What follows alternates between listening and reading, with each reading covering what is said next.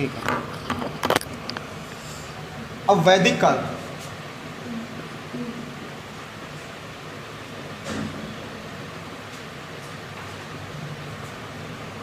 वैदिक time period का देखते हैं। वैदिक टाइम पीरियड में इसको हम दो पार्ट में बांट के देखते हैं। पहला है क्या, ऋग वैदिक काल, और दूसरा क्या हो जाएगा, उत्तर वैदिक काल। पहला हो जाएगा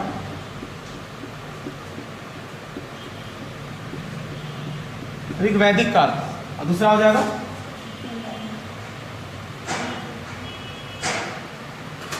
देखो, हड़प्पा काल में जब सारा चीज़ हमारा ख़त्म हो गया, हड़प्पा काल में सारा चीज़ हमारा क्या हो गया था, ख़त्म हो गया था।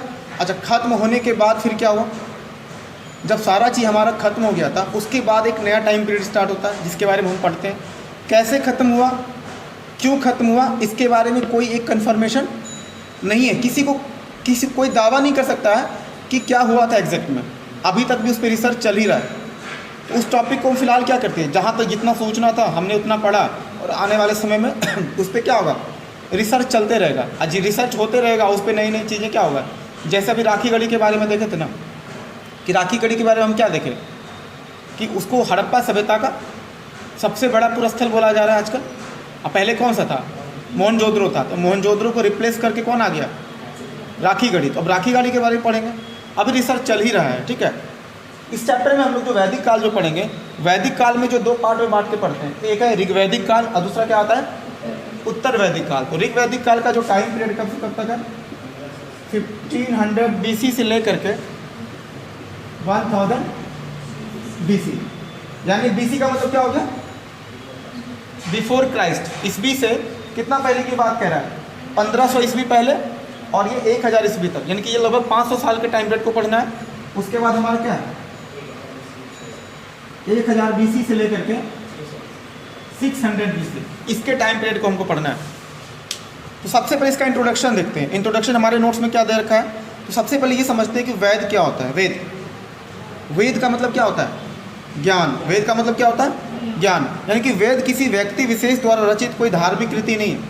इसमें सबसे पहले ही बता दिया गया कि वेद क्या है, कोई धार्मिक कृति नहीं है, कोई धर्म से रिलेटेड कुछ बात यहाँ पे नहीं लिखी गई है।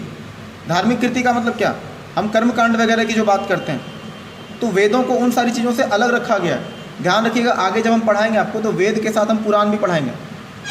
तो पुराणों में कर्मकांड वगैरह का ज़्यादा जिक्र है, लेकिन वेद, जितना भी वेद है, जैसे कि ऋग्वेद, यजुर्वेद, सामवेद, अथर्ववेद, वहाँ पे कर्मकांड नहीं के बराबर है। इसलिए इसको कहते हैं कि ये वेद किसी, सबसे पहली बात यह है कि वेद को किसी व्यक्ति ने नहीं लिखा है।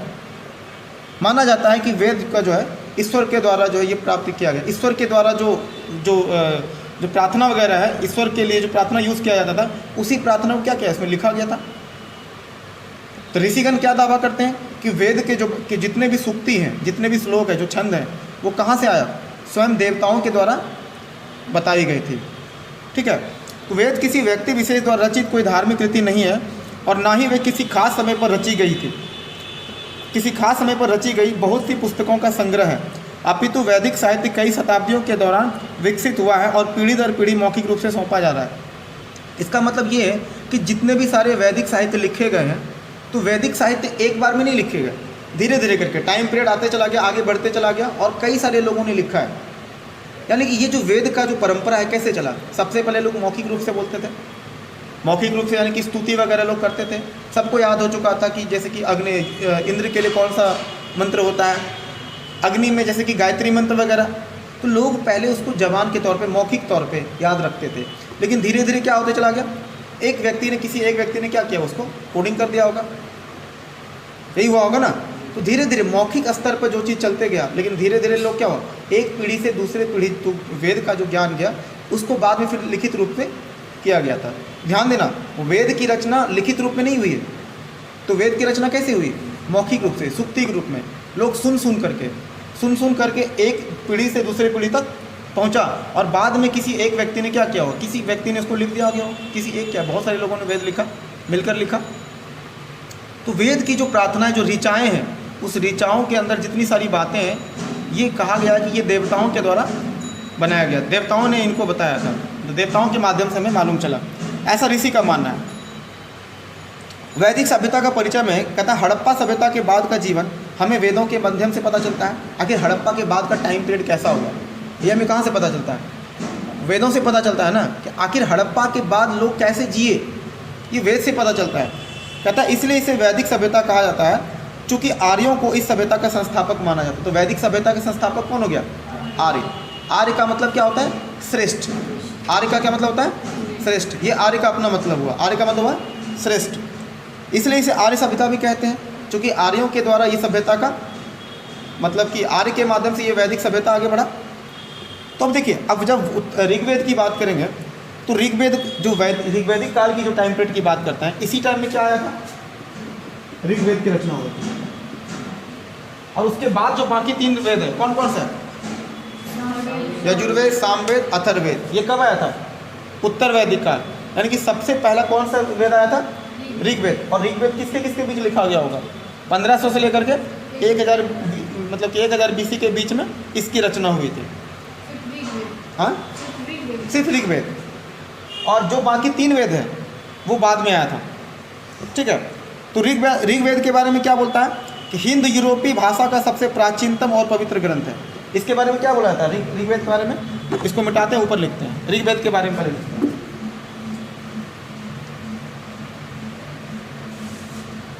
तो ऋग्वेद के बारे में बोला जाता है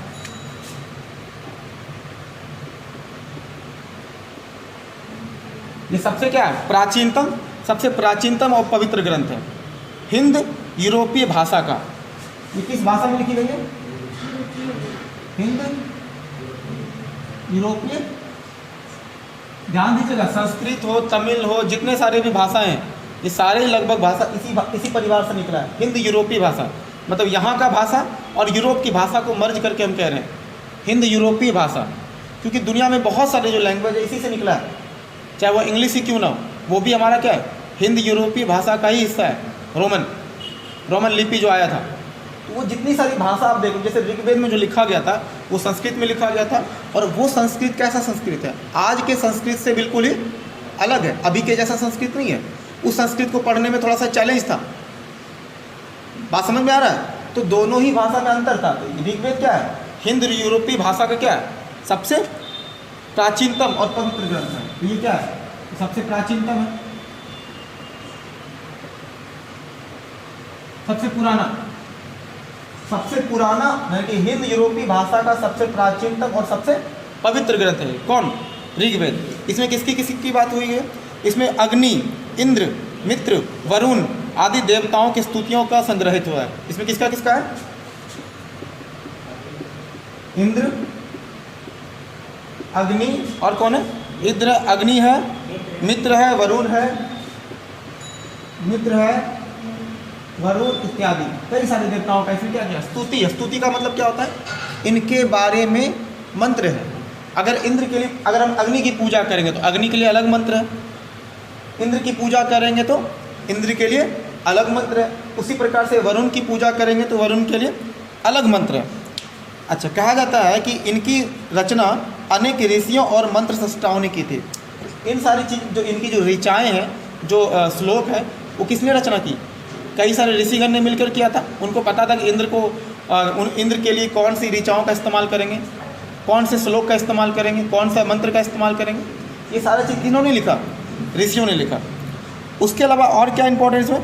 इसमें कितना मंडल है? इसमें 10 मंडल।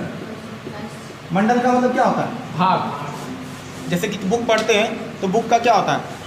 अलग अलग चैप्टर होता है ना। तो जैसे कि चैप्टर 1 में कुछ लिखा हुआ है, चैप्टर 2, चैप्टर 3, चैप्टर 4 इस तरह करके लिखा हुआ है। तो उसमें अलग अलग चैप्टर दिया हुआ है। हम पढ़ेंगे आगे चल के किस चैप्टर में और क्या खास बात है। अब ये 10 मंडल है और 10 मंडल में कितनी ऋचा है? 1028 ऋचा मतलब मंत्र। यानी कि इस मंडल में, इस 10 मंडल में इतना मंत्र है टोटल। हो सकता है ना कि किसी एक मंडल में इतना सारा मंत्र हो, किसी में ज़्यादा हो, किसी में, यानी कि टोटल मिला करके कितना इसमें मंत्र है? ऋचाएँ। कितनी ऋचाएँ हैं? ऋचा का मतलब क्या होता है? वही श्लोक वगैरह जो मंत्र वगैरह है। जैसे एक ऋचा है, मान लो कि वरुण के लिए भी हो सकता है 4, 5, 6, 7, 8 हो सकता है। तो अलग अलग ऋचाएँ, कई सारी ऋचाओं के संग्रह को हम मंडल में उसको हम बांट के रखे हुए हैं। तो 10 मंडल में कितना ऋचा है? 1028। याद रहेगा ना? अच्छा, एक चीज़ ध्यान रखिएगा कि वैदिक साहित्य ही जो आगे चल के, अभी जो ऋग्वेद के बारे में जो पढ़ रहे हैं, क्योंकि जो वैदिक साहित्य जो बढ़ा आगे चल के, यही आगे बढ़ के 3 पार्ट में बटा था ना, तो वैदिक साहित्य जो आगे चल के 3 पार्ट में बटा, उसको पहले देख लेते हैं। फिर ऋग्वेद तुम समझ ही चुके हैं। वैदिक साहित्य यानी कि वेद का जो साहित्य वगैरह जो हम लोग पढ़ रहे हैं, पहले भी पढ़ चुके हैं कि साहित्य के स्रोत अलग अलग थे। तो वैदिक साहित्य आगे चल के 3 पार्ट में बटा। कौन कौन बटा? वैदिक साहित्य कौन कौन सा 3 पार्ट में बटा? वेद, दूसरा ब्राह्मण ग्रंथ, और तीसरा क्या है? ध्यान दीजिएगा, तीनों ही वैदिक साहित्य है। वेद में हम क्या पढ़े? अभी फिलहाल ऋग्वेद को पढ़े। अभी कौन कौन सा बचा है पढ़ना? ऋग्वेद तो हम पढ़ चुके हैं अभी ना, ऋग्वेद हम पढ़ चुके हैं। और बचा कौन है? ऋग्वेद के बाद हमारा क्या है? सामवेद है, यजुर्वेद और अथर्ववेद है। सामवेद है और कौन है? यजुर्वेद है। और कौन सा बचा है? अथर्ववेद है। अब देखिए, ऋग्वेद तो हम पढ़ चुके हैं, अभी जस्ट पढ़े, उसमें थोड़ा थोड़ा अभी देखना, आगे चल के फिर डिटेल इसका देखेंगे। सामवेद में किस चीज़ का है? इसमें गीतों का संग्रह है, यानी कि म्यूज़िक। तो म्यूज़िक जो है, म्यूज़िक को गाने का तरीका, ध्यान दीजिएगा, इस सामवेद में जो ऋग्वेद में जितने भी मंत्र है, ऋग्वेद में जितने भी मंत्र है, इसी को संगीत के रूप में गाया गया। कहाँ पे? सामवेद। मंत्र का वही देखो, लिरिक्स हम वहाँ से ले रहे हैं, और गाने का तरीका क्या होना चाहिए वो कहाँ लिखा है? जैसे जो शेर व शायरी जो होते हैं, लिखते तो कोई और है, लेकिन जो कहते हैं लिरिक्स कोई और लिखता है, तो गाता कोई और है। ऐसे कई सारे हिंदी सिनेमा में ऐसे गाना है जो कि शेर व शायरों पे टिका हुआ है। वो एक तरह से शायरी था, लेकिन गाने के अल्फाज में उसको इतना अच्छा से गाया गया कि वो म्यूज़िक बन जाता है। तो शायरी म्यूज़िक बन सकता है ना, कोई भी लिरिक्स तो म्यूज़िक बन ही जाता है। तो ऋग्वेद में जितने भी मंत्र है उसको संगीत के रूप में कहाँ पेश किया गया? सामवेद में किया गया, ठीक है। और यजुर्वेद में क्या बोलता है? जितना भी यज्ञ वगैरह होगा, यज्ञ में जो मंत्र होगा, यज्ञ वगैरह में जितना भी मंत्र वगैरह का इस्तेमाल जो होता है वो कहाँ पर है? यजुर्वेद में क्या होगा? मंत्र वगैरह का यूज़ किया जा रहा है। उसके बाद है अथर्ववेद। अथर्ववेद में क्या है? अथर्ववेद में जादू टोना, तंत्र मंत्र, जादू टोना, ये सब कहाँ दिया हुआ है? अथर्ववेद में दिया हुआ है। सब चीज़ ठीक चल रहा है ना? ठीक। अथर्ववेद ये हमारा था वेद का। तो वेद का मामला समझ में आया। इसको आगे चल के हम थोड़ा डिटेलिंग में देखते हैं। उसके बाद देखते हैं ब्राह्मण ग्रंथ के बारे में। ब्राह्मण ग्रंथ, अब ये ब्राह्मण ग्रंथ जो था ब्राह्मणों के द्वारा निश्चित रूप से लिखा गया था। इसमें किस चीज़ की रूप? अच्छा, सबसे पहले समझते हैं इसकी भाषा शैली कैसी थी। इसमें जो भाषा शैली थी वो कैसी थी? गद्य के रूप में। गद्य क्या होता है? गद्य और पद समझते हैं? बताइए। गद्य क्या होता है? गद्य और पद नहीं समझते हैं? कहानी और कविता समझते हैं? कविता को किस रूप में लिखा जाता है? पद के रूप में लिखा जाता है। कहानी को गद्यांश के रूप में लिखा जाता है। जैसे कि एक मान लो कोई कहानी है, राजा रानी का कहानी है, तो वहाँ राजा रानी का कहानी कैसे लिखा जाएगा? गद्य के रूप में लिखा जाएगा। ब्राह्मण ग्रंथ जो लिखा हुआ है एक तरह से गद्यांश के फॉर्म में है, एक स्टोरी के फॉर्म में लिखा हुआ है। वहाँ पे कोई छंद या कविता के रूप में नहीं लिखा गया है। तो ब्राह्मण ग्रंथ को किस रूप में लिखा गया है? गद्य के रूप में लिखा गया है।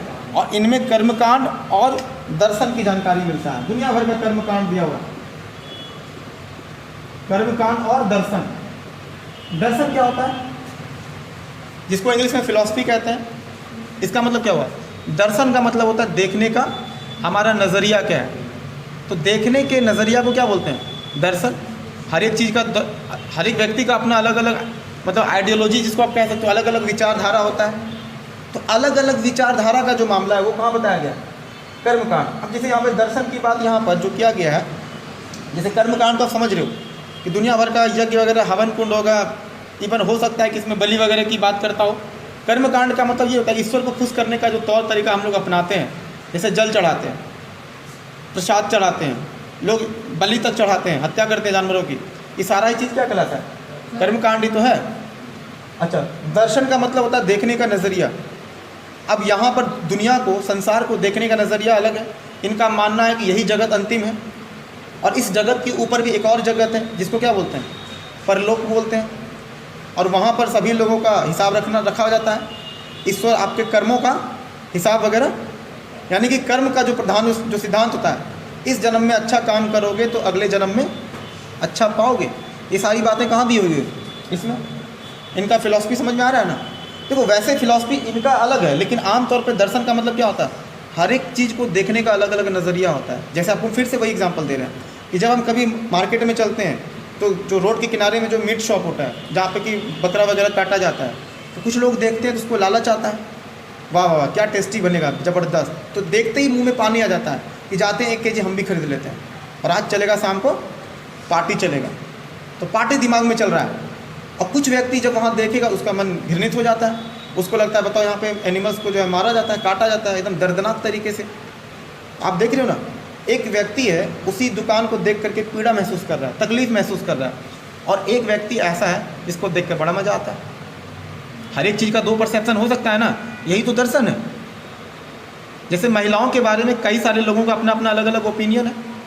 कुछ लोगों का मानना है कि महिलाओं को कंट्रोल में रहना चाहिए पुरुषों के, और उनके लिए जो रूल रेगुलेशन मनुस्मृति वगैरह में दिया गया है उनके हिसाब से चलना चाहिए।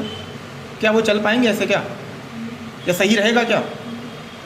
तो ये जो कंट्रोल करने की बात है, अलग अलग पुरुषों का अपना अलग ओपिनियन होता है। अच्छा, सारे पुरुष तो एक जैसे होते नहीं हैं, और सारी महिलाएं भी एक जैसी नहीं होती हैं। ध्यान देना, नारीवादी होना अच्छी बात है, लेकिन हम ये बात बिल्कुल नहीं मान के चलेंगे कि 100% हर मामले में नारी का ही ज़्यादा वेटेज होगा, ऐसा ज़रूरी नहीं है। लेकिन हाँ, जितनी भी सारी समस्याएं हैं, नारी के साथ ज़्यादा समस्याएं हैं। खास करके सामाजिक समस्या के मामले में नारियों की उपेक्षा ज़्यादा आज भी होती आ रही है, और पहले तो और ज़्यादा था, पहले की तुलना में। हालांकि अब क्या है, थोड़ा कम है, ठीक है। तो ब्राह्मण ग्रंथ में क्या देखें कि यहाँ पर गद्य के रूप में लिखा गया है, और यहाँ पर क्या किया, कर्म कांड वगैरह, दर्शन वगैरह की बातें यहाँ पर वो कह रहा है। उसके बाद क्या आता है, आरण्यक या उपनिषद।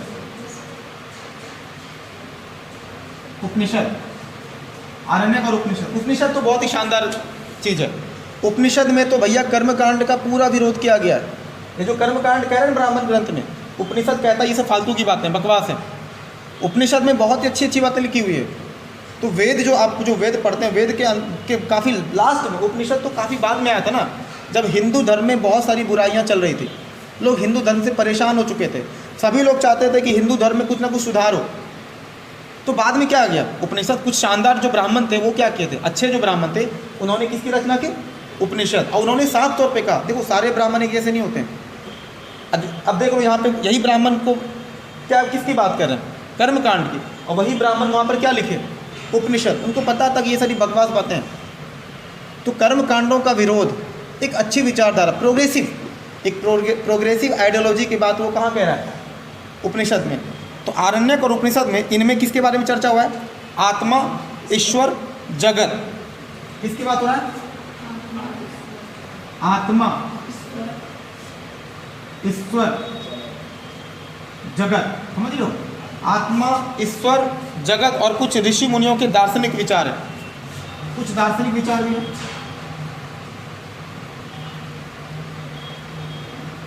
अब देखिए, आत्मा के बारे में सभी का अपना अलग अलग ओपिनियन है। अब आत्मा है कि नहीं है, अब ये होता क्या है, इसके बारे में आज तक चल ही रहा है। अच्छा, हम जो जिंदा है, हमारे अंदर जो सॉफ्टवेयर इंस्टॉल है, आमतौर पे हम क्या कहते हैं, वही आत्मा है। अभी तो फिलहाल वही मान के चलते हैं, लेकिन कई सारे ऋषियों का विचार अपना अलग है। वो कहते हैं आत्मा और ईश्वर एक ही है। जैसे शंकराचार्य का मानना अलग है। आप देखो, जितने सारे जो दर्शन, षड्दर्शन जब पढ़ेंगे, वहाँ आप देखिएगा आत्मा के बारे में अलग ही कंसेप्ट है। कुछ कहेंगे कि द्वैतावाद, वहाँ कहेंगे दोनों अलग अलग। जैसे द्वैतावाद एक सिद्धांत है ना, द्वैतावाद का मतलब क्या होता है कि आत्मा अलग है और ईश्वर अलग है, ठीक है। और अद्वैतवाद, अद्वैतवाद में क्या बोलता है कि आत्मा और ईश्वर क्या है, एक है। आगे चल के पढ़ेंगे इसके बारे में, षड्दर्शन जब पढ़ाएंगे, क्योंकि इसमें तुम जरूर षड्दर्शन को डिटेल में पढ़ाने वाले। तो आत्मा की बात कह रहा है, आत्मा अमर है या क्या है। आत्मा, जैसे नैनन चंदन कृष्ण जी तो कहे हैं कि आत्मा कभी भी नहीं मर सकता है। आत्मा ना आग से जलता है और ना ही बारिश के पानी में भीगता है। उसके बावजूद भी आत्मा को परलोक में ट्रांसफ़र करने के लिए हम लोग कितना नाटक करते हैं कि आत्मा को सही ठिकाने पे लाना है, नहीं तो आत्मा भटकेगा। अगर हम आत्मा के लिए कुछ नहीं करते तो इसका मतलब क्या है? आत्मा क्या होगा? भटकने का समस्या है। अब इसके लिए दुनिया भर का कर्म कांड करते हैं, जबकि कृष्ण भगवान तो कह गए कि आत्मा क्या है? अजर अमर चीज़ होता है, ना वो टूट सकता है, ना वो फूट सकता है, ना उसको जलाया जा सकता है, किया जा सकता है कुछ इसके साथ? क्या नहीं किया जा सकता। तो आत्मा के बारे में समझ में आया। अब ईश्वर की बातें वो कह रहे हैं, ईश्वर क्या है? ईश्वर का अस्तित्व है कि नहीं है? अगर ईश्वर है तो ईश्वर से हमें किस चीज़ का उम्मीद होना चाहिए? यानी अगर कोई ईश्वर है, यानी कि ये जो दुनिया है, अगर कहते हैं कि ईश्वर की मर्जी से चलता है सारा चीज़, यहाँ पर क्या हो रहा है? ईश्वर के मर्जी से ही चल रहा है। ईश्वर के मर्जी के खिलाफ तो एक पत्ता तक नहीं हिलता है। ये सारी बातें लिखी हुई है। लेकिन अगर आप इसी में क्रॉस क्वेश्चन अगर पूछना चाहें, अगर दुनिया में सारा चीज़ ईश्वर के मर्जी के साथ ही होता है, यानी इस दुनिया में जितने भी गलत काम होता है उसमें भी तो ईश्वर की रजामंदी है। इसका मतलब है कि ईश्वर खुद चाहते हैं ऐसा गलत हो। हम क्या कहना चाह रहे हैं, आप समझ में आ रहा है ना? अगर हम इस सिद्धांत पर अटूट रूप से अगर यकीन कर लें कि इस दुनिया में ईश्वर के मर्जी के बिना तो एक पत्ता भी नहीं हिलता है, तो इसका मतलब है कि दुनिया में जितने भी खराब काम होते हैं सब ईश्वर की मर्जी की वजह से होता है। अच्छा, अच्छे कामों में तो हम अक्सर बोल ही देते हैं कि ईश्वर जो है सब, देखो आज भगवान का सब चीज़ दिया हुआ, हमारे पास सब चीज़ है, गाड़ी है, बंगला है। याद है वो वाला फिल्म, एक फिल्म था गोलमाल नहीं, हेरा फेरी। अक्षय कुमार से पूछता है ना जो सुनील शेट्टी, जब उसका प्रॉपर्टी के कागज़ वगैरह जब बिक जाता है तो क्या बोलता है? अरे हमारे पास तो भी बंगला है ना। तो क्या बोलता है? बंगला है नहीं, बंगले थे वो चले गए। समझ रहे हो? तो यानी कि ये जो बात हम कह रहे हैं, ईश्वर की बात, हमारा दिया हुआ सब चीज़ उन्हीं का है, तो क्या चीज़ हमें खोना है और क्या चीज़ हमें पाना है? अक्सर हम लोग क्या बोलते हैं, ये सब चीज़ ईश्वर के हाथों में लिखा हुआ है। हमें कब मरेंगे, कब हमें मरना है और कब हमें जीना था, कब हमारा जन्म होगा, ये सारा चीज़ ही एक सुनियोजित तरीके से हुआ था, ऐसा मानते हैं जो कि ईश्वर में यकीन रखते हैं। तो यहाँ पर ईश्वर की बातें वो पूरी तरह से डिटेल में लिखा हुआ है। अब ये जगत मतलब क्या? ये संसार, इस संसार के बारे में कह रहा है। अब कुछ लोगों का कहना कि संसार जो है ये जगत मिथ्या है। मतलब मिथ्या का मतलब क्या होता है? ना सच और ना ही झूठ। जैसे आमतौर पर ईश्वर के बारे में अगर कोई लोग दावा करते हैं ईश्वर हैं, जो आस्तिक दर्शन के होते हैं उनसे पूछो जरा जाके, आप पूछोगे ईश्वर है, वो कहें हाँ है, वो यकीनन है। वो तो बढ़ चढ़ के दावा करके बोलेगा भाई ईश्वर नहीं तो फिर चल कैसे रहा है दुनिया। तो आप दावा, अच्छा जो लोग कहते हैं ईश्वर हैं, अच्छा दूसरे ही लोग क्या बोलेंगे, जो नास्तिक दर्शन के लोग, वो क्या कहेंगे? ईश्वर नहीं है। तो जैसे आस्तिक दर्शन के लोग अगर कहते हैं कि ईश्वर है, तो उनके खिलाफ उतने ही प्रमाण है ईश्वर नहीं होने का। मतलब इतने सारे प्रमाण हैं जो कि ये साबित करता है कि इस दुनिया में ईश्वर नहीं है। जैसे हम पहले ही बोले आपको, इस दुनिया में अगर सब चीज़ ईश्वर की मर्जी के बिना ही हो रहा है, इसका मतलब है गलत काम भी ईश्वर की मर्जी है। आप उस चीज़ को मानो, इसका मतलब गलत कौन है? भगवान। एक फिल्म आया था ना, क्या नाम था उसका, परेश रावल की एक अच्छी सी फिल्म थी,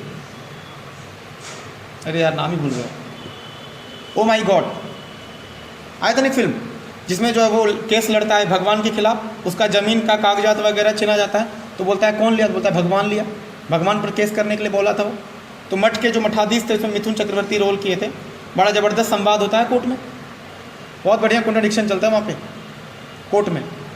तो वही वो कहना चाह रहे हैं कि अगर सब चीज़ ईश्वर की बिना ही हो रहा है तो गलती भी किसकी वजह से हो रहा है? ईश्वर की वजह से हो रहा है ना। अब ये जगत कह रहा है जगत मिथ्या है। कुछ लोगों का मानना क्या है? जगत क्या है? मिथ्या। मिथ्या का मतलब क्या है?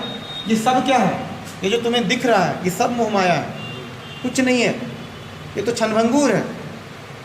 जब तुम यहाँ आए, पृथ्वी पर आए, जब तुम्हारा जन्म हुआ, तुम इस दुनिया को देखे, फिर एक समय के बाद तुम कहाँ जाओगे किसी को नहीं पता है, किसी को पता? लेकिन आस्तिक दर्शन के लोग तो बोल देंगे अच्छे कर्म करोगे तो कहाँ जाओगे? सही ठिकाने पर जाओगे जहाँ पर 72 हुरें मिलेगी। 72 हुरें का मतलब क्या होता है? इस्लाम में ये बोला जाता है कि अगर आप अच्छे कर्म करोगे तो आपको जन्नत नसीब होगा, जन्नत जाएंगे और वहाँ क्या मिलेगा आपको? 72 हुरें। हुरें मतलब क्या होता है? हुर मतलब क्या होता है? हुर मतलब होता है परी। हाँ, परी के सेंस में आप समझो। जैसे कि हम लोग समझते थे ना, वो क्या बोलते थे उनको, इंद्र भगवान के साथ जो होते थे वो लोग अप्सराएँ होती थी ना, अप्सरा कह लो, परी कह लो। तो इस इस्लाम में, कुरान में लिखा हुआ है कि अगर आप अच्छे कर्म करोगे तो आपको अल्लाह ताला के मदद से आपको जन्नत नसीब होगा, जहाँ पर कि 72 हूरें आपका इंतज़ार करेंगी। ठीक है, समझना।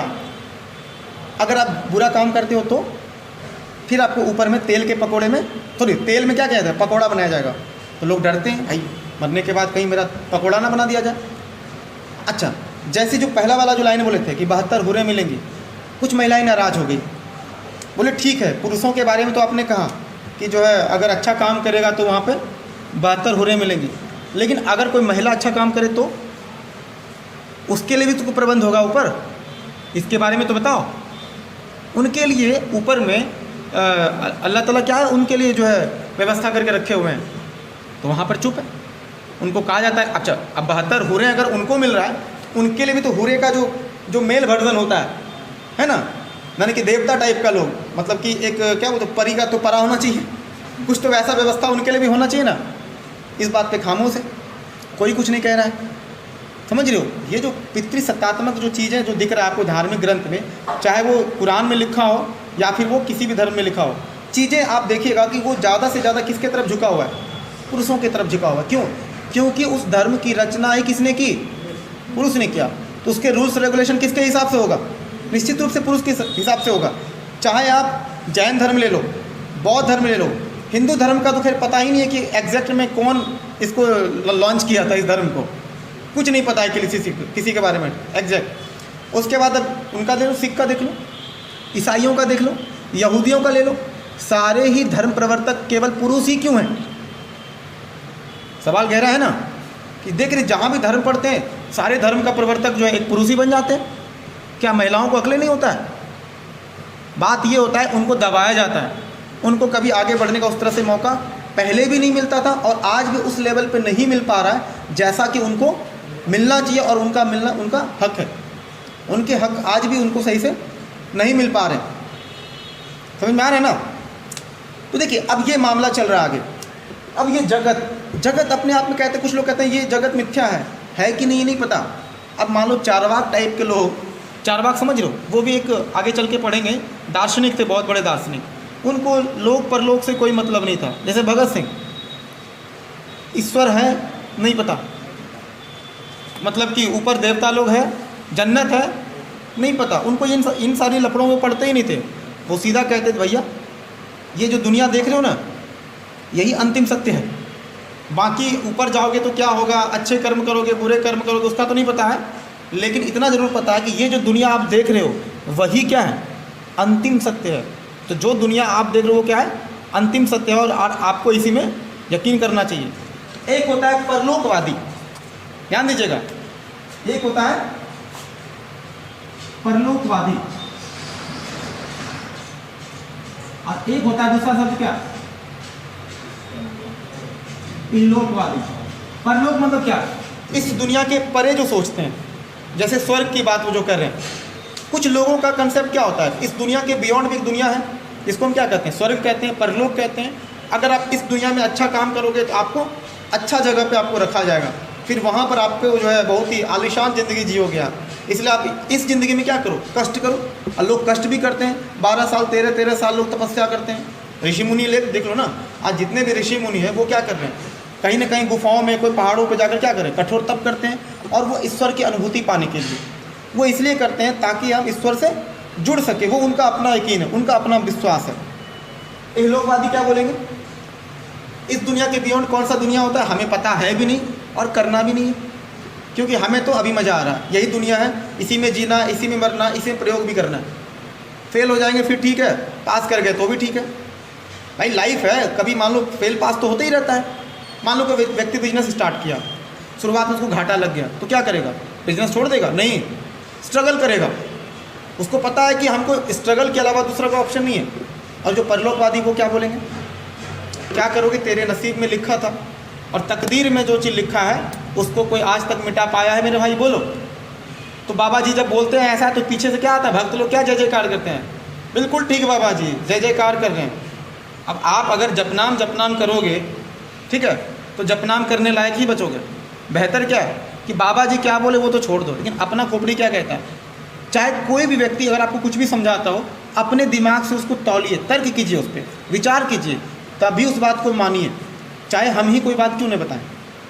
तो विचार, जो तर्कशीलता की बात करें ना, ये बहुत ही ज़रूरी होता है। इलोक परलोक ये इनके समझ में नहीं आता। जगत क्या है?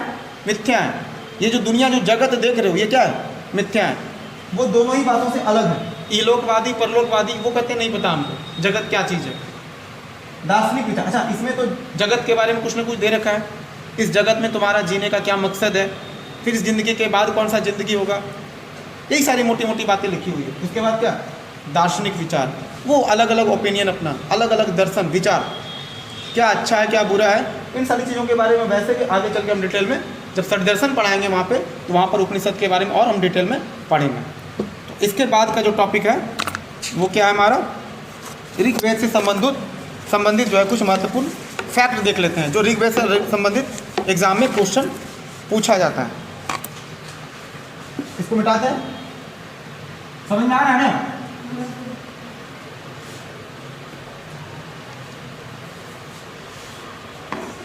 देखिए ये सब चीज़ ना सच में बहुत ही कन्फ्यूज़न वाला वर्ड है। ईश्वर है या नहीं है, भाई पूरा ज़िंदगी आदमी झोंक देता है उसके चक्कर में। क्यों बर्बाद करना है अपने आप को? एक ज़िंदगी मिला है, इसी को अच्छे से जीना है, और बेहतर ज़िंदगी जीने के लिए आपको नैतिक मूल्यों का ध्यान रखना चाहिए। देखिए नैतिक मूल्यों के लिए धार्मिक होना बिल्कुल ज़रूरी नहीं है। नैतिक मूल्य का मतलब क्या? सत्यनिष्ठा, ईमानदार होना चाहिए व्यक्ति को, किसी के साथ छल कपट ना करो, चोरी ना करो, किसी के साथ धोखा ना करो। ये व्यक्ति के अंदर ऐसे भी अंतर्निहित मूल्य होने चाहिए। इसके लिए किसी धर्म का चश्मा पहनना बिल्कुल ही ज़रूरी नहीं है। इसके लिए बिल्कुल भी ज़रूरी नहीं कि आपका हिंदू होना, मुस्लिम होना, सिख होना, ईसाई होना, ये डजेंट मैटर। ये मजहब है, और ये क्या स्टिकर है? स्टिकर, इन स्टिकर का कोई वैल्यू नहीं है। अगर आपके अंदर जो मानवीय मूल्य हैं, इथिकल वैल्यूज़ जो है वो अगर नहीं है आपके अंदर, तो कोई मतलब नहीं इन मज़हबों का। तो बेहतर क्या है? आपके अंदर वो मूल्य होने चाहिए। तो देखो कुछ लोग होते हैं जो नास्तिक होते हुए भी नैतिक हो सकते हैं ना। वो नास्तिक है, उनको नहीं पता है कि भगवान है कि नहीं है, उसको नहीं पता, पर इसको इतना पता है कि किसी को भी तकलीफ मेरे वजह से ना हो। मोरल वैल्यूज उनके अंदर डेवलप है, गलत और सही का फैसला करना वो जानते हैं। आप समझ रहे हो? तो नास्तिक व्यक्ति भी क्या हो सकता है? नैतिक हो सकता है, और आस्तिक व्यक्ति भी नैतिक नहीं हो सकता है। करप्ट भी तो होता है। इतने सारे बाबाएं देख लो पकड़ रहे हैं ना, पकड़ाते हैं कि नहीं? कई सारे बाबाओं का स्कैम तो पकड़ा रहा है। अगर धार्मिक होने से कोई व्यक्ति अगर नैतिक होता ही, इसकी अगर गारंटी होती, ये बाबा लोग पकड़ाते क्या? आप देख लो ना, राम रहीम का देख लो, या फिर आप उनका आसाराम का देख लो, और भी कई सारे बाबा हैं। और एक मज़ेदार बात बताते हैं, भारत में जितने भी बाबा जो बने, जो साधु वगैरह बने, उसमें 80 से 90% जो लोग हैं, जो बाबा बने हैं, जो साधु बने हैं, वो विक्टिम हैं। किसी न किसी केस में उनका नाम है, अपने घर से भागे हुए हैं वो। जब उनके पास कोई ऑप्शन नहीं बचा तो वो क्या बन गए? बाबा। और ये सच्चाई है, समझ में आ रहा है ना? और ये आंकड़े बहुत कम लोगों को पता होता है, क्योंकि लोग NCRB के बहुत से रिपोर्ट पढ़ते नहीं हैं। और ये उनके रिपोर्ट में इस बात को वो क्लियर करके कहा गया, जितने भी साधु संत जो, क्योंकि कई सारे साधुओं का उनको जब पूछताछ किया गया, पता चला बहुत सारे लोगों पर केस था, और वो अपने एरिया से भागे हुए थे। अब तो बाल दाढ़ी वगैरह ऐसे ऐसे बढ़ा रखे हैं, बहुत साल टाइम भी बीती, अब तो कोई पहचान भी नहीं पा रहा उसको। अब पुलिस भी उसके लिए सुरक्षा देती है। अब देख लो नागा वगैरह के लिए, जब कुंभ का मेला होता है तो नागाओं की सुरक्षा करना पुलिस के लिए बहुत बड़ी सिरदर्दी बन जाती है। हालत ख़राब हो जाता है नागा का। जो नागा बाबा जब चलते हैं, जो उनका हुजूम चलता है, साइड से पुलिस वगैरह जो है पूरा एकदम पुख्ता मजबूती से जो है रहते हैं। मान लो कि नागा बाबा तो चूँकि बिना कपड़ों के चलते हैं, अगर कोई हंस ही दिया देख करके तो नागा है वो, समझ रहे हो? वो सीधा त्रिशूल लेके दौड़ जाएगा उसके पीछे, और क्या होगा पता नहीं, समझ रहे हो आप? इसलिए पुलिस व्यवस्था थोड़ा सा मजबूत रखना पड़ता है। और ये भारत का सभ्यता संस्कृति ऐसा है कि साधु संत का, हालांकि देखो हम साधु संत पे कमेंट नहीं कर रहे हैं, मेरा कहने का मतलब है कि जो आज का जो दौर है उसकी बात कर रहे हैं हम, प्राचीन दौर की कहाँ बात कर रहे हैं। पहले तो कई सारे साधु का मतलब क्या था? त्याग। साधु का मतलब क्या होता है? त्याग। आज ऐसे बहुत सारे जो बाबा बने जो त्याग के लिए नहीं, आप समझ रहे हो? ऐसे कई सारे बाबा, उनको त्याग वगैरह से मतलब नहीं है, वो सिर्फ अच्छी अच्छी बातें बोलते हैं। वही बात है, क्या लेकर आए हो और क्या लेकर जाओगे, और यही कहने के 2 लाख लेके चले जाते हैं। ऐसा करते हैं कि नहीं बाबा लोग? तो देखिए अब जो हमारा टॉपिक है कि ऋग्वेद से संबंधित इंपॉर्टेंट फैक्ट कौन सा है, तो महत्वपूर्ण तथ्य जो एग्जाम में अक्सर पूछा जाता है ऋग्वेद से।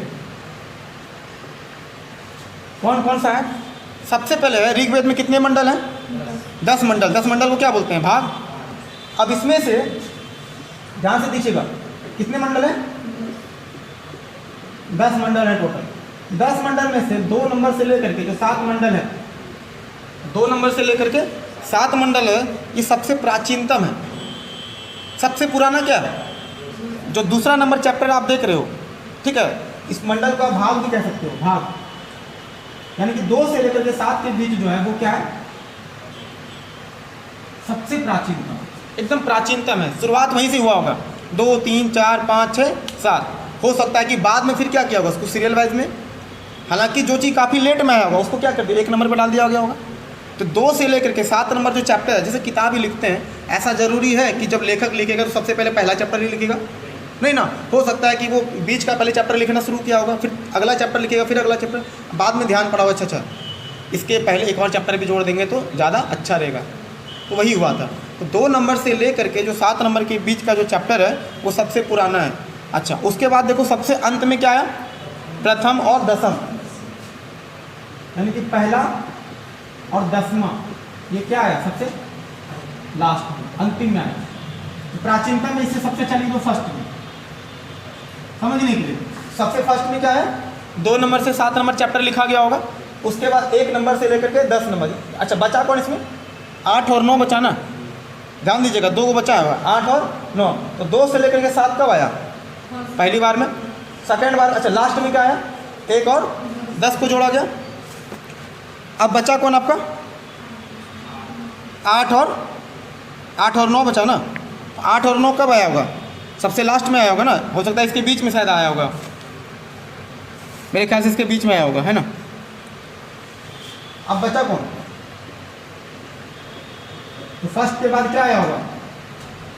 फर्स्ट के बाद क्या आया होगा? इसको कहते हो सेकेंड। फर्स्ट के बाद ये आया होगा और सेकेंड के बाद क्या आया होगा? लास्ट, पहला और 10वां। इस तरह से इसका ऑर्डरिंग हुआ था। अच्छा, ऋग्वेद में जो ब्राह्मण है, ऋग्वेद के ब्राह्मण को क्या बोलते हैं? ऐत्रेय ब्राह्मण। यानी कि जो ऋग्वेद को जो बोलते हैं, जो पढ़ते हैं ऋग्वेद के, उसके पढ़ने वाले को क्या बोलते हैं? ऐत्रेय ब्राह्मण। तो क्या बोलेंगे इसके? ऐत्रेय ब्राह्मण। ऐत्रेय ब्राह्मण किसको बोलते हैं? ऋग्वेद के ब्राह्मण। तो ऋग्वेद को जो स्टडी करते हैं, जो ऋग्वेद को पढ़ते हैं, उनको पढ़ने वालों को क्या बोलते हैं? याद रहेगा? तो ऋग्वेद के, हाँ, होत्री, हाँ, जिसको स्टडी करते हैं, बिल्कुल होत्री भी बोलते हैं। ये ऐत्रेय ब्राह्मण क्या है? ऋग्वेद के ब्राह्मण को क्या बोलते हैं? ऐत्रेय ब्राह्मण। अच्छा, इसमें क्या मिलता है? वर्ण शब्द का जिक्र मिला है ना। जो वर्णाश्रम व्यवस्था है वो कहाँ से दिखता है? यानी कि वर्ण शब्द की बात हम कह रहे हैं, वही क्षत्रिय वैश्य शूद्र की जो बात कह रहे हैं, जो 4 वर्ण हैं, उनके बारे में कहाँ दिखता है? हाँ, चतुर्वर्ण व्यवस्था की बात। अच्छा, पहले 3 मंडल देख लेते हैं। एक मंडल है, एक मंडल आपका होता है तीसरा, तृतीय मंडल, जो एग्जाम में इंपॉर्टेंट है, केवल उसी को पढ़ेंगे, ठीक है। तृतीय मंडल, दूसरा है 9वां मंडल। ये तृतीय मंडल है, ये 9वां मंडल है। और उसके बाद एक देख लेते हैं 10वां मंडल।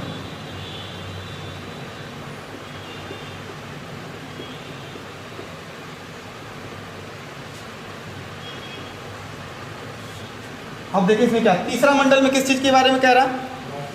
विश्वामित्र के बारे में दिया हुआ, यानी कि गायत्री मंत्र का जिक्र है, नहीं? तो गायत्री मंत्र का कहाँ पे चर्चा है? किसमें चर्चा है? तो जो देखिए गायत्री मंत्र जो है ऋग्वेद में किस में दिया हुआ है? तृतीय मंडल के तीसरे चैप्टर में दिया हुआ है। और ये गायत्री मंत्र किन्होंने लिखा? विश्वामित्र। याद रहेगा ना। तो तीसरा में क्या है हमारा? तीसरा में हमारा क्या है? गायत्री मंत्र। उसी तरह 9वां में क्या है? सोम रस का वर्णन है। इसको हम पवमान अंगिरा भी कह सकते हैं। पवमान अंगिरा, ये शब्द बहुत ही कम सुनने को मिलता है। पवमान अंगिरा यानी क्या? सोम रस। सोम रस क्या होता है बताते हैं। सोम रस जो है, इधर नहीं आ रहा है, कट रहा है, ठीक है, हम यहाँ पे लिख देते हैं। ये क्या है हमारा? सोम रस। एक पौधा है जो हिमालय क्षेत्र में, जो पर्वतीय क्षेत्र है, वहाँ पे मिल पाया जाता है। और उस पौधे से एक जूस तैयार किया जाता है, उसको क्या बोलते हैं? सोम रस। एक पौधे से जो जूस बना उसको क्या बोलते हैं? वो एक पौधा है, सोम नाम का एक पौधा है, उसी सोम नाम के पौधे से एक रस बनाया जाता है, जो उससे रस निकाला जाता है उसको क्या बोलते हैं? सोम रस। एक तरह से मदिरा है वो, शराब। जो आप देखते होंगे जो सीरियल वगैरह में जो देखते थे, इंद्र जो अक्सर जो पीते रहते थे कटोरा में ऐसे करके, वो क्या था? सोम रस ही तो था। तो देवताओं को सोम रस बहुत ही पसंद था। तो सोम रस के बारे में चर्चा कहाँ दिया हुआ है? तो 9वां मंडल में किसके बारे में है? अभी का जो शराबी है उससे कोई मंडल याद हो ना हो, पियक्कड़ों को कोई मंडल हो या याद हो ना हो, लेकिन 9वां मंडल वो कहते हैं, वो दावा करते हैं, देखो गायत्री में जो ऋग्वेद के टाइम में लोग पीते थे, अब 9वां मंडल तो हमारे लिए था, शराब पीना है। तो उनके काम का चीज़ क्या है? 9वां मंडल पियक्कड़ों के लिए। 10वां मंडल में क्या है? वन व्यवस्था।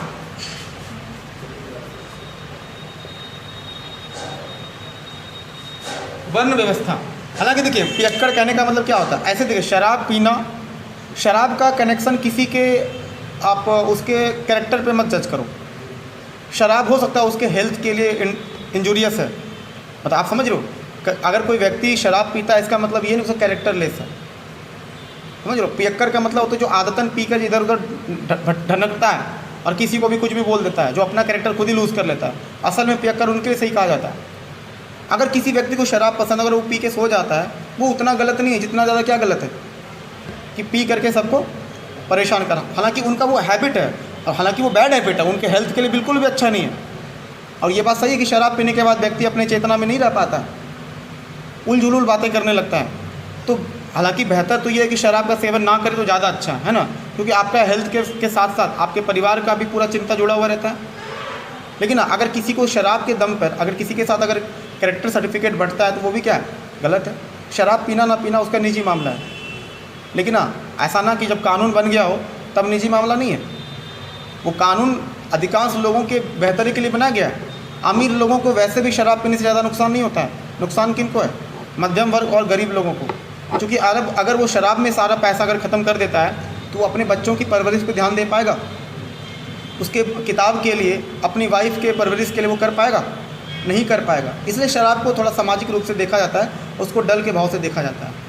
ठीक है, अब ये मिटाएं, समझ में आ गया ना? तो क्या क्या रिकॉल एक बार तेजी से करते हैं। 10 मंडल था, इसमें 2 से लेकर के 7 तक फर्स्ट टाइम में आया था, 1 से लेकर के 10, यानी कि 1 और 10 कब आया था? लास्ट में। 8वां और 9वां क्या आया था? इसके बाद आया था। ऐतरेय ब्राह्मण, ऋग्वेद के ब्राह्मण को कहते हैं। तृतीय मंडल में क्या है? गायत्री मंत्र। 9वां मंडल में क्या है? पवमान अंगिरा। अब सोम रस के जगह पे कभी कभी एग्जाम में पवमान अंगिरा ही दे देता है, लोग कंफ्यूज, ये क्या दे रखा है भाई, ये तो कभी पढ़े ही नहीं। तो पवमान अंगिरा क्या है? सोम रस। उसके अलावा क्या है? 10वां मंडल। 10वां मंडल में किस चीज़ की चर्चा है? वन व्यवस्था की चर्चा है।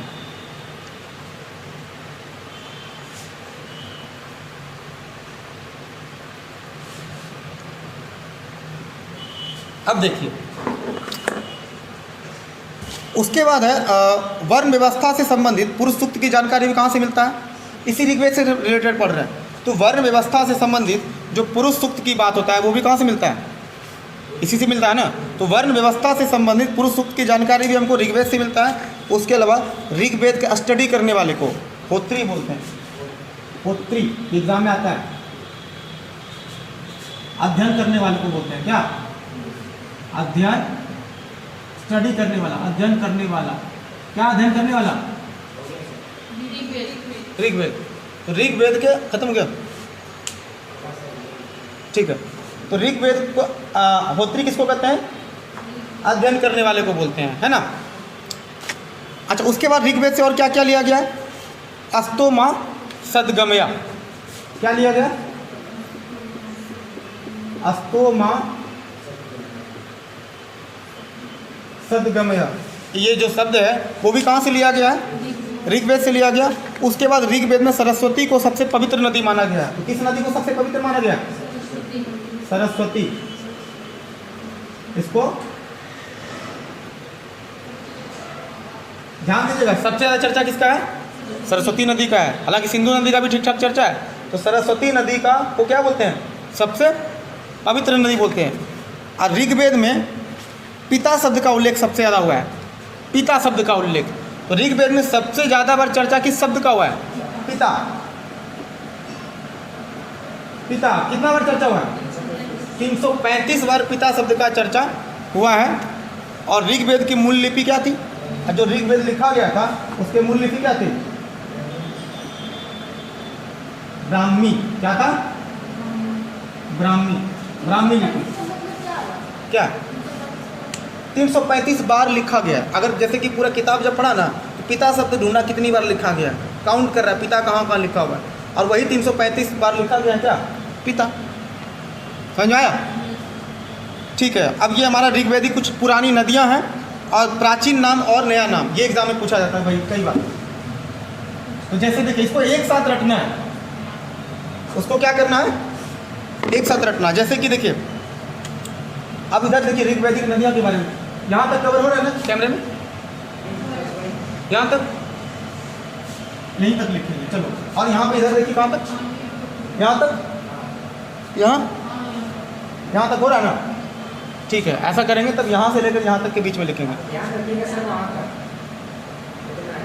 यहीं तक ना? यहाँ तक? अच्छा ठीक। क्या करना है? अच्छा इसके वजह से दिक्कत हो रहा है ना, तो टेबल को थोड़ा हल्का इधर कर लेते हैं।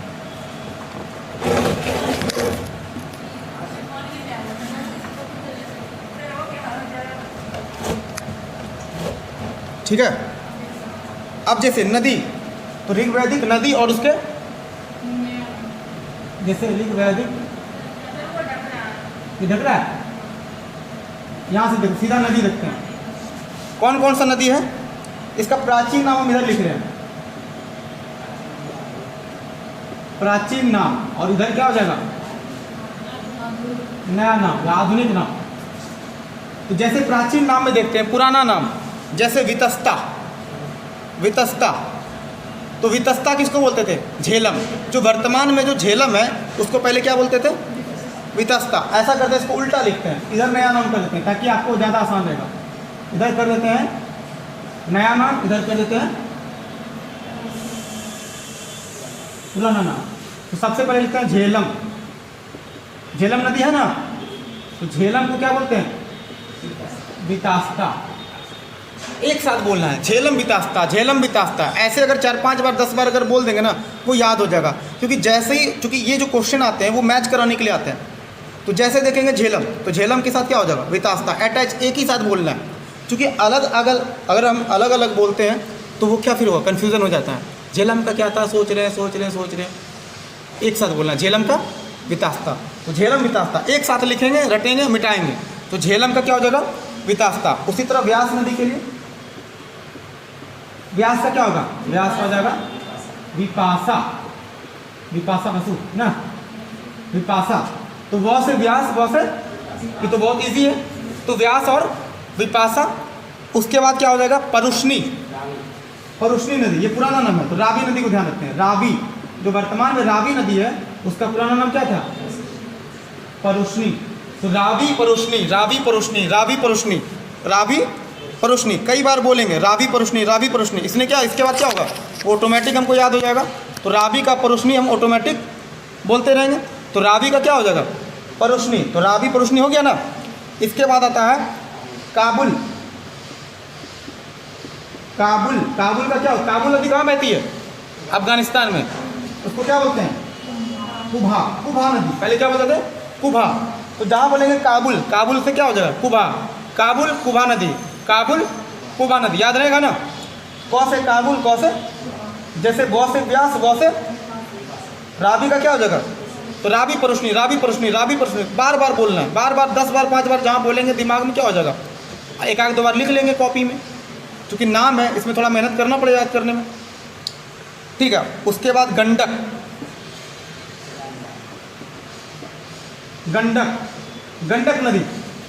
गंडक नदी के लिए क्या शब्द हुआ? पुराना नाम सदानीरा। सदानीरा, सदानीरा। तो गंडक के साथ क्या बोलेंगे? गंडक सदानीरा। क्या बोलेंगे? गंडक सदानीरा, गंडक सदानीरा, गंडक सदानीरा। 5 बार 10 बार इसको भी बोल देंगे, याद हो जाएगा ना। अभी पूछ करके ट्राई करते हैं याद हुआ कि नहीं। वो गंडक और सादा नीरा। अब जो 4 नदी है इसको मिटा करके फिर ऊपर से लिखते हैं, ठीक है। अब अगला नदी आता है चेनाब, चिनाब नदी। चिनाब, चिनाब का पुराना नाम क्या है? अस्कनी। क्या है? अस्कनी।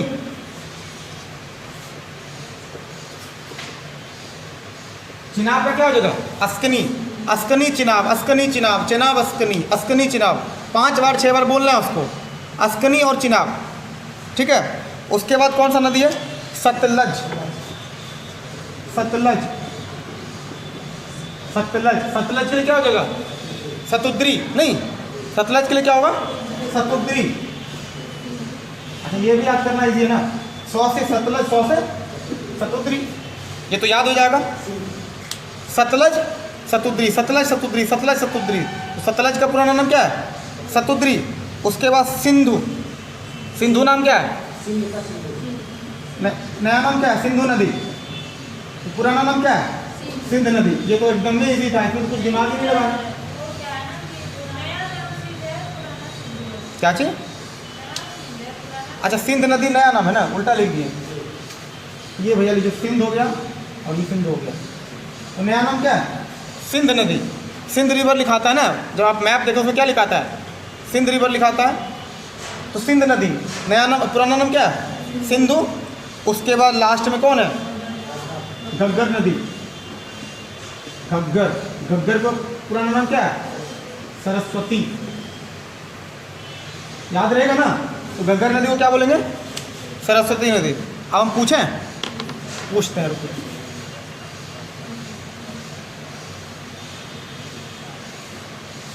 चलिए बताइएगा, चेनाब नदी जो है, चेनाब नदी का पुराना नाम क्या है? अस्कनी। नहीं, चलो अब अच्छा दूसरा पूछते हैं। सतलज का? सतुद्री, ठीक है। काबुल का? काबुल, कुबा। बिना देखे बताना, देखना नहीं है। गंडक का? गंडक का क्या होगा? सदा नीरा। बहुत बढ़िया। व्यास नदी का? व्यास का सतलज, विपाशा। सतलज का सतुद्री था, है ना। चेनाब नदी का? अस्कनी। याद हो गया ना, एट ए टाइम याद हुआ ना, बस ऐसे याद रखना है इसको, ठीक है। अब देखना है, अब ऋग्वेद की रचना की तिथि, इसके बारे में अलग अलग लोगों का अलग अलग तथ्य है। तो जैसे कि जैकोबी एक विद्वान है, उनका मानना क्या है? ऋग्वेद की रचना लगभग कब हुई होगी? 3000 BC। जैकोबी का क्या मानना है कि ऋग्वेद की रचना कब हुई होगी? 3000 BC में ऋग्वेद हुआ होगा। अच्छा, उसी तरह मैक्स मूलर का क्या मानना है? ये 1200 से लेकर के 1000 BC के बीच में हुआ होगा।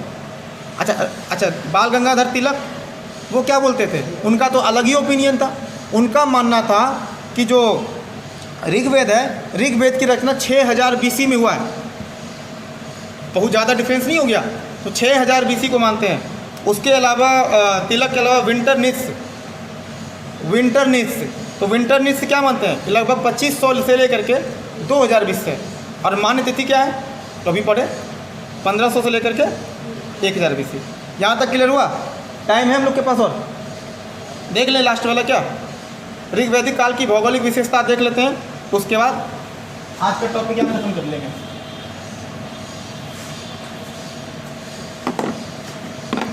तो ऋग्वैदिक काल की भौगोलिक विशेषता,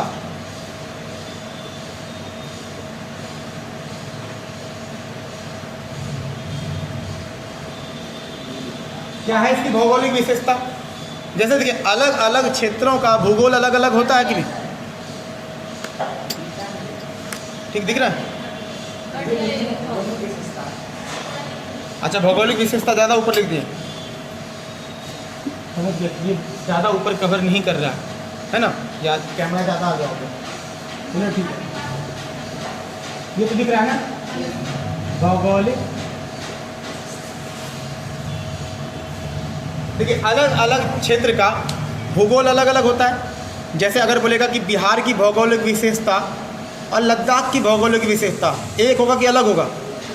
वहाँ का ज्योग्राफी अलग है, वहाँ का जलवायु अलग है, वहाँ पे आप देखते हैं कि बारिश जल्दी होता ही नहीं है, कभी नहीं जल्दी बारिश होता है। और बिहार में देख लो बारिश वगैरह। तो देखो अलग अलग क्षेत्र का भूगोल अलग अलग होता है, और ये भौगोलिक विशेषता कब की पढ़ रहे हैं हम?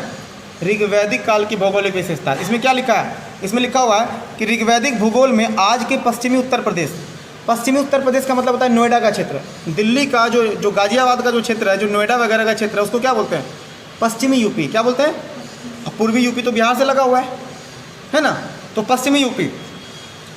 तो ऋग्वैदिक भूगोल में आज के पश्चिमी उत्तर प्रदेश, हरियाणा, पंजाब, राजस्थान, गुजरात और संपूर्ण पाकिस्तान और दक्षिणी अफगानिस्तान सभी जगह समावेश है। यानी कि ऋग्वेद काल में जो भौगोलिक विशेषता के बारे में दिया हुआ है, इन सारी क्षेत्रों के बारे में जानकारी हमको कहाँ से मिलती है? ऋग्वेद से मिलती है।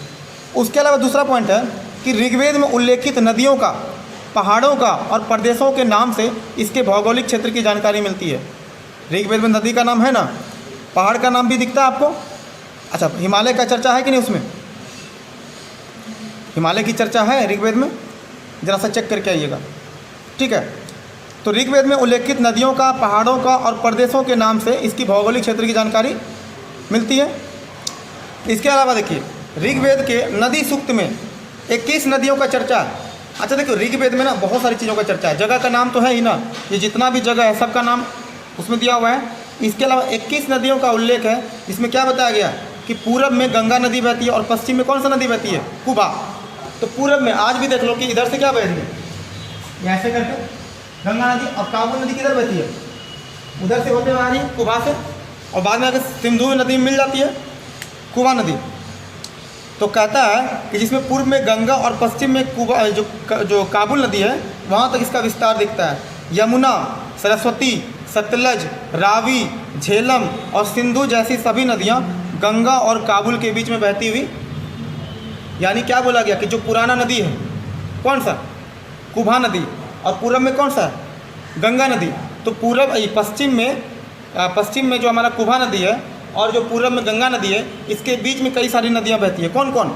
यमुना, सरस्वती, सतलज, रावी, झेलम और सिंधु।